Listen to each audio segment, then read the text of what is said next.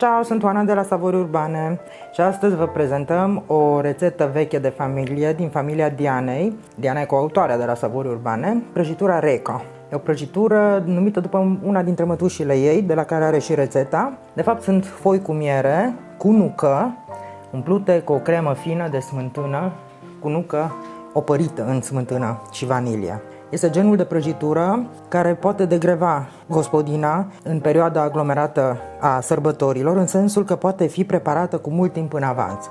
De exemplu, foile de nucă cu miere se pot face și cu o lună înainte de servire, cum ar fi, și se păstrează foarte bine în cămară, învelite în col de hârtie de copt, ele devenind tot mai fragede pe zi ce trece. De asemenea, prăjitura montată cu cremă are nevoie de cel puțin 2 zile de frăgezire, ea putând fi ulterior păstrată și 2 săptămâni fără probleme, ea devenind de asemenea tot mai fragedă pe zi ce trece. E o prăjitură foarte fină, simplu de făcut și vă invit să vedeți cum ajungem la acest rezultat minunat. Începem cu foile prăjiturii Reca, și anume foi cu miere și nucă.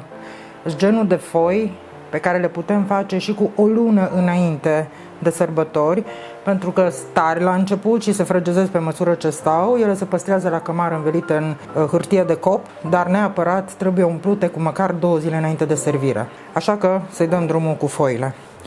O să avem nevoie de aluat pentru 4 foi.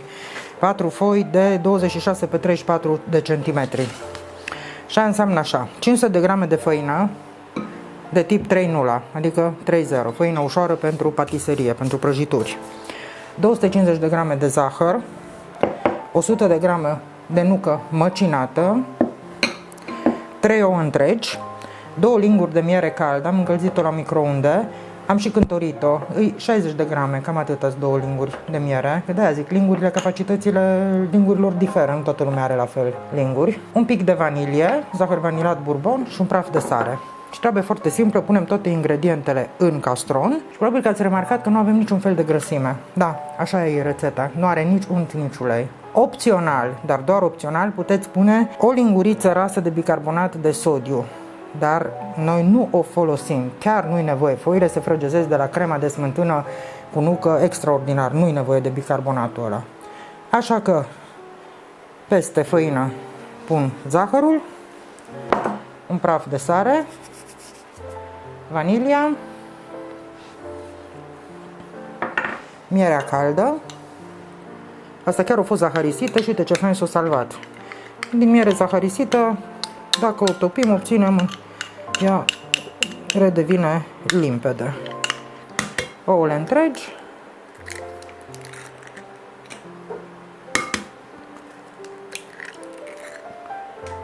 și nuca. Și putem trece imediat la frământat. Am echipat robotul cu cârligul special pentru aluaturi și dăm drumul la frământat, la viteză mică, medie, până se leagă totul și obținem un aluat compact și lipicios va fi.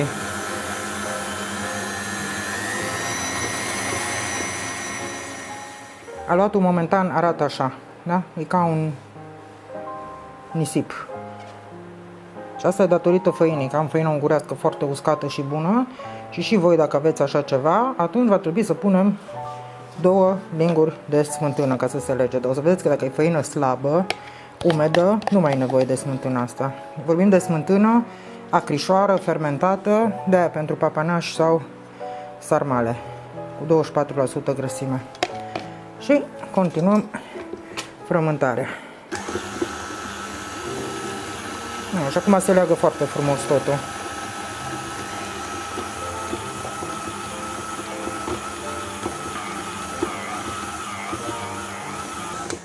Gata. Da, asta e altceva. Aici la fund am văzut eu că mai e un pic de material uscat, așa că îl fac cu mâna un pic. Un aluat moale, destul de lipicios, pe care acum îl vom înfolia și îl lăsăm la odihnit, nu la rece, putem lăsa la temperatura camerei. Pe folia de plastic alimentar scot aluatul și tot ok din vas și îl învelesc în plastic Încerc să dau forma rectangulară așa plată, de paralelipiped de fapt. Și las cam jumătate de oră să se relaxeze un pic, dar nu la frigider. Îl las pe masă. Și pe urmă îl împărțim în 4 și întindem 4 foi din el. Aluatul pentru prăjitura Reca a stat mai bine de jumătate de oră pe masa de lucru. Acum trebuie să-l cântăresc, să știu cât aveam. 1150, aproape 1200. Împărțit la 4 ar fi cam 300 de grame, cam 290, să zic, de grame per foaie. No, să începem să facem foi egale. Cântărim fiecare bucată, aproape de 300 de grame să fie. Am împărțit aluatul în 4 porții egale, am 288-289 de grame. E un aluat care se lucrează destul de greu, se întinde destul de greu în foi. Tăvile, să vi le arăt ca să știți despre ce-i vorba. Tăvile astea Zenker, care se găsesc peste tot și exact de aia au dimensiunea pe care am dat-o foile, că astea au 24 pe 36, așa că pentru ele puteți face și în tavă mai mare, bineînțeles, dacă ai idee, pentru că nu trebuie coapte pe 200 tăvi, ci în tavă. Ca să le întindem mai ușor, vom lucra direct pe coală de hârtie de copt. Și acum o să vă arăt cum procedăm. Ne trebuie riglă ca să comparăm tot timpul dimensiunea finală. Punem un pic de făină și pe hârtia de copt.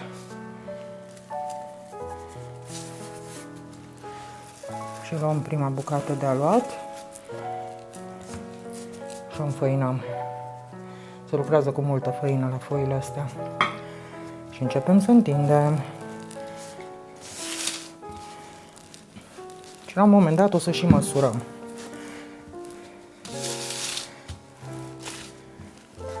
Foile trebuie să fie destul de subțiri.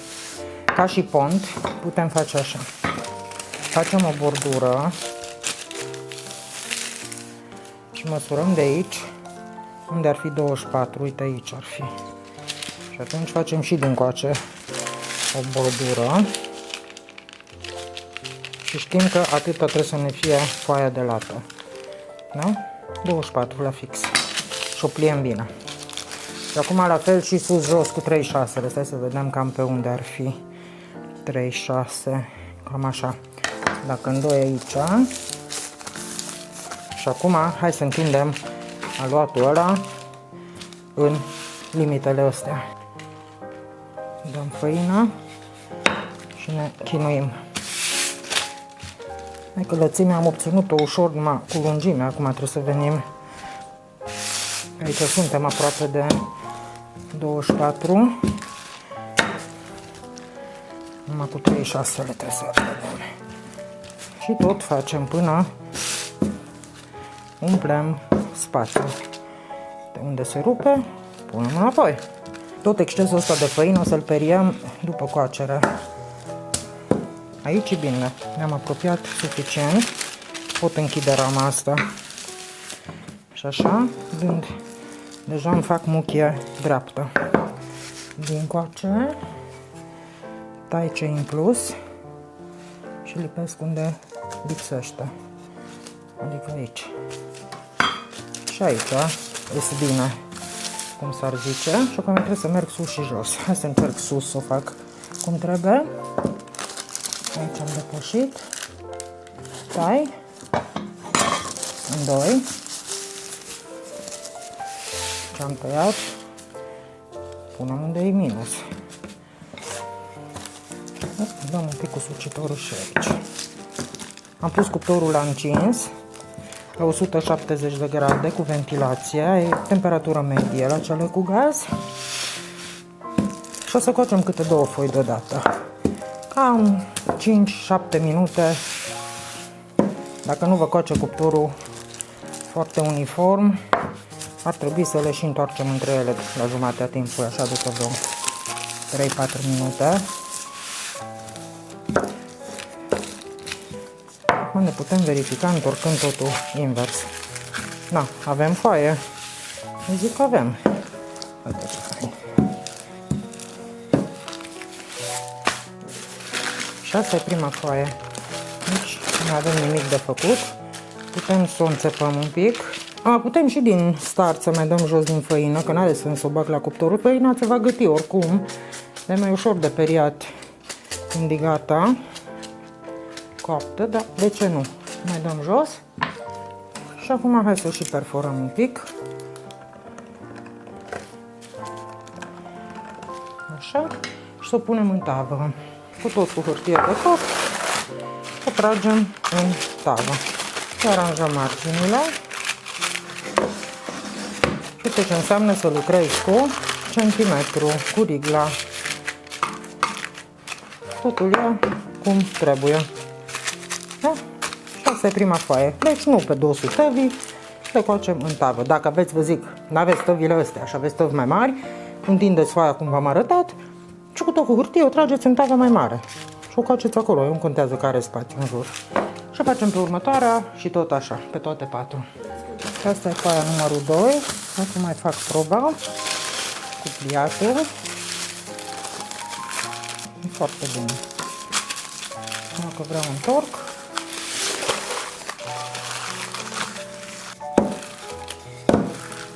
Am așa.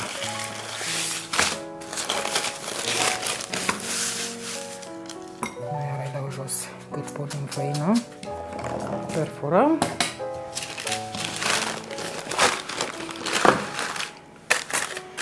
În tava a doua. Chiar marginile.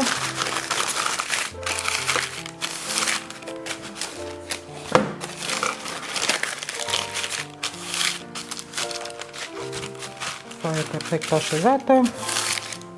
Și astea sunt primele două foi. 170 de grade, 5-7 minute. Vedem.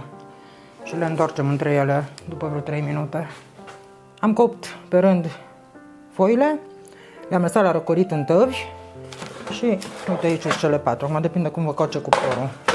Voi orientați și voi după culoare să fie un pic mai rumenită. Na, acum nici chiar asta mi-a pârlit-o într-un colț, nu are nimic. Și acum, cum vă ziceam, să trebuie periate de făină, acum după coacere. Le scoatem de aici din tavă, da? Și dăm cu peria. Acum vezi că este tare ca un biscuit pe foaia. Acum bine de tot scuturăm excesul de făină. Dacă intenționați să păstrați foile la cămară, nu le scoateți de pe hârtie, le lăsați așa cum îs, unele peste altele, cu hârtiile corespunzătoare și încă o hârtie de cop deasupra. Și le puteți ține și o lună în cămară, ele devenind tot mai fragede. Și așa le periem pe toate, cât putem. Făina asta oricum e gătită, că o sta la cuptor, nu e făină crudă, nu e indigestă, s-o copt. Dar, nu, că nu avem făină. Uite, asta n-are atâta. Nici n-am ce peria la ea.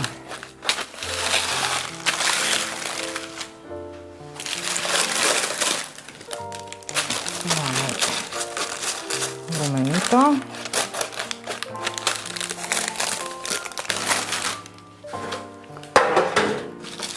Două sunt mai rumenite, două mai albe.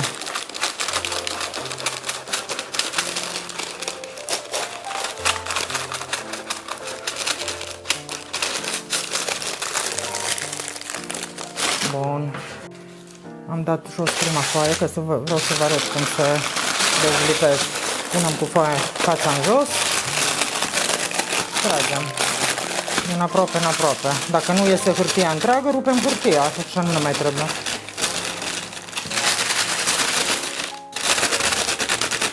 Poftim.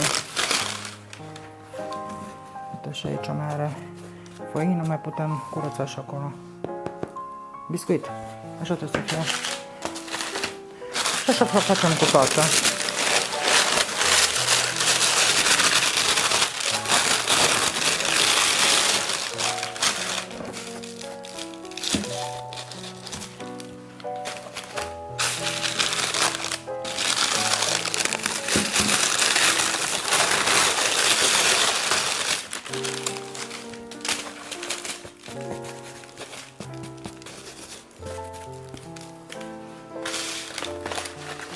Acum ne gândim care o să fie prima foaie, a doua. Însă că punem una din asta mai rumenită la fund. Pe urmă punem aia să fie a doua. Așa.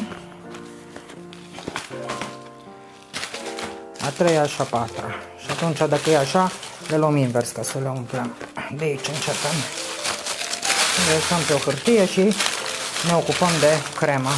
Crema prăjiturii Reco cu foi cu miere și nucă este compusă din smântână, nucă, zahăr și amidon. Avem 750 de grame de smântână groasă, acrișoară, fermentată, cu minim 20% grăsime, eu am cu 24%, smântână pe care o folosim la sarmale, ciorbe, papanași. Deci nu smântână pentru frișca. 150 de grame de zahăr și 2 plicuri de zahăr vanilat bourbon, l-am pus deasupra. 150 de grame de nucă măcinată, aici am măcinat și mai mărunt și granule mai mari, e faină. 35 de grame de amidon alimentar, gustin, pe care îl folosim. L-am pus în ceva mai mare, pentru că vom scoate din cremă și vom amesteca aici, da? Deci de-aia îmi folosesc un vas mai mare și o lingură. Cu ce începem? Smântâna cu zahărul și vanilia le punem pe foc și le aducem la fierbere. Să vedeți că smântâna se topește, se lichefiază și când ajunge așa să fie fierbinte, punem nuca, de când începe deja să se subțieze pe foc.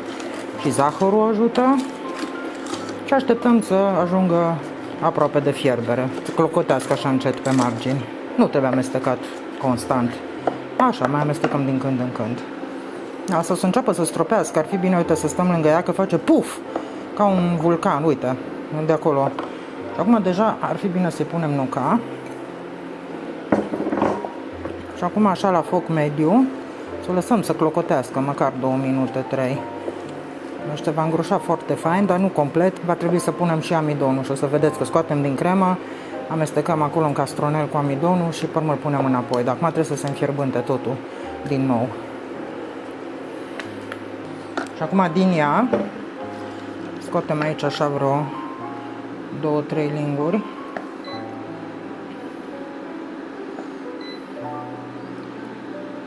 Mă o las deoparte ca să nu clocotească și desfac aici amidonul. Și pe urmă când punem asta înapoi, mai lăsăm preț de câteva clocote, pentru că amidonul, spre deosebire de făină, se gătește instantaneu. Deci dacă ajunge la temperatura de fierbere, e ligătit, nu e ca făina că trebuie să fierbi 10 minute cremele. Da, hai să vedem. Înapoi, foc mic, punem tot maglavaisul de aici și amestecăm după aia bine. Când ajunge la fierbere, se va lega ca un sos beșamel de altfel. Sau, cum se zicea pe vremuri, ca o ciulama albă.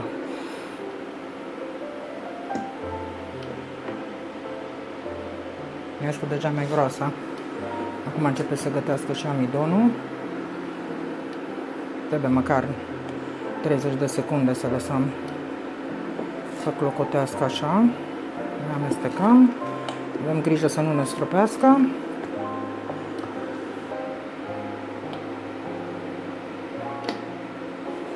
Gata. Crema o fiert cam 1 minut. Uite cât e de faină. Oprim. Am pregătit un castron ca să mi se răcorească mai repede și să aflu, l-am pus pe cântar, am făcut tara ca să aflu câte grame am din crema asta minunată, ca să știu să împart la 3. Foile se umplu cu crema caldă, dar nu chiar atât de fierbinte cum e acum. Când cântărim, scoatem spatula. 1100 de grame. Împărțit la 3, cât vine? 366. Da, de grame per foaie. Avem 4 foi cu 3 rânduri de cremă. Da, o las un pic la răcorit. Ne pregătim de umplerea prăjiturii Reco. Una dintre hârtiile pe care am copt foi o pun pe un tocător de lemn. Vedeți, nu miroase a ceapă. Am aici cântar. Scot lingura. Da? Pun castronul. Pornesc cântarul, mi-afișează 0. Da? Și cât am zis, 366 de grame pe strat. Prima foaie. Uite, acum am văzut că și pe dos mai au făină. Așa că îmi țin peria la îndemână plecat să vedem ce mai iese de pe ele. Punem aici, scoatem 366, deci arată 0, o să-mi arate minus 366. Minus 100, 160, 300, 366 de grame sau, mă rog, o treime din ce avem acolo. Crema asta, așa cum îi pare ea moale, da, o să vedeți că ea se va absorbi în blaturi și le va frăgezi și va ieși ceva senzațional și vanilată și are gust și aromă de nucă și de la smântâna aia crișoară. O nebunie de prăjitură, dar trebuie să avem răbdare asta, 2 zile trebuie să stea așa cu crema pe ea, montată și cu greutate pusă deasupra, ca să apuce să se împrietenească foile cu crema. Deci nu putem tăia după câteva ore. Dar e bine că o puteți face din bună vreme. Asta e bună, peste 5-6 zile se topește în gură. Așa că înainte de Crăciun, deja prin 20, puteți să aveți prăjitura Reco făcută. Și dacă aveți cămară rocoroasă, o țineți la cămară, oricum smântâna din ea e fiartă. Dacă nu, înveliți în plastic și o dați la frigider să stea acolo bine mersi. Și tot tăiați din ea la nevoie. Și așa mai departe. Foaia numărul 2. Uite, și aici mai dăm jos. Așa. Punem peste prima.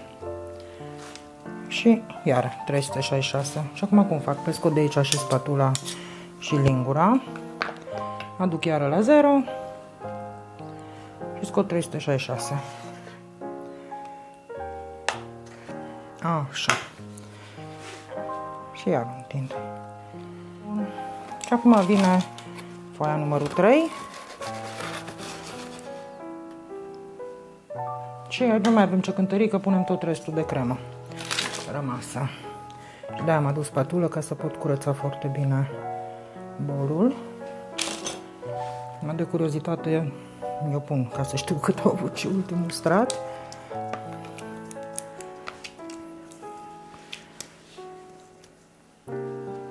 Exact 367. Deci vor fi straturi egale. Da, și am ajuns și la ultima foaie pe care o punem deasupra prăjiturii Reco. Așa. Apăsăm ușor. Acoperim prăjitura și punem greutăți pe ea. Se după mine sunt foarte ușurele. 2 funduri, probabil că o să mai pun încă unul. Și o lăsăm așa. Recomandarea mea e 48 de ore. Înainte de a face orice, la răcoare. Nu frigider.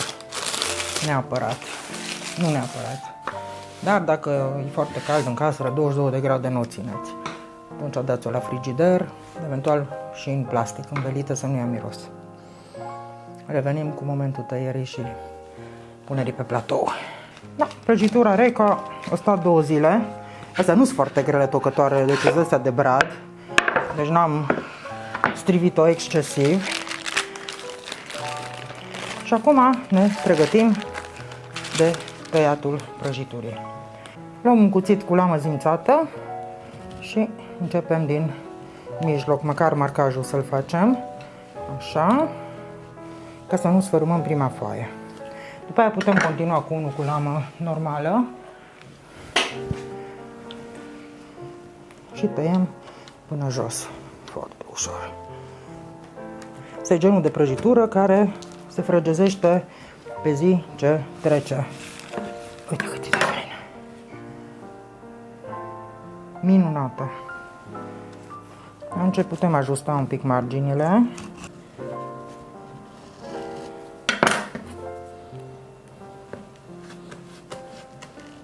Nu se aruncă și asta se mănâncă primele. Chiar primele se vor mânca. Și la capăt.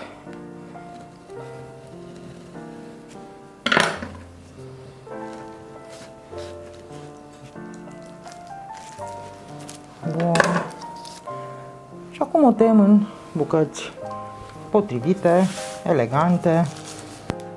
Deci nu tăiem chestii așa de mari, cam la 1, 2, 3 cm să zic lățime. Tot așa marcăm. Dacă suntem cu cuțitul ăsta în mână, putem face marcaje la mai multe felii. Aici. Aici. Și asta ar fi cam în două.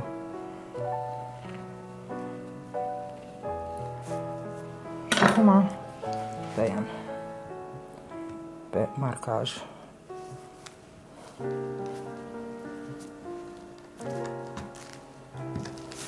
Deja e moale. Mai are zone unde se simte că e crocantă. Da, v-am zis că durează până se frăgezește complet. Da. Și acum fiecare bucată o tăiem așa.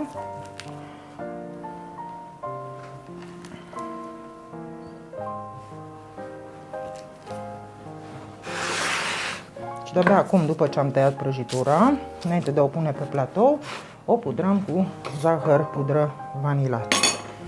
Ăsta e singurul ei decor, n-are nevoie de glazură sau de altceva. Și acum o punem pe platou. Dragilor, am ajuns și la finalul acestei rețete. Am făcut prăjitura Reco cu foi cu nucă și miere și cremă fină din smântână fiartă cu nucă și vanilie. Am montat prăjitura, am lăsat-o la frăgezit sub presă, am tăiat-o. De acum ea devine și mai fragedă decât este în acest moment, în caz că nu vi se pare că ar fi destul de fragedă acum. Ce vorbești? Ca o cremă. Uite aici. Moale, moale, moale. Și asta pentru că v-am învățat un truc. Să umpleți foile cu crema caldă. Asta a ajutat foarte mult la înmuierea lor rapidă. Dacă v-a plăcut rețeta, dați-ne un like, un share, abonați-vă la canalul nostru și să ne vedem cu drag la următoarea rețetă. Ciao!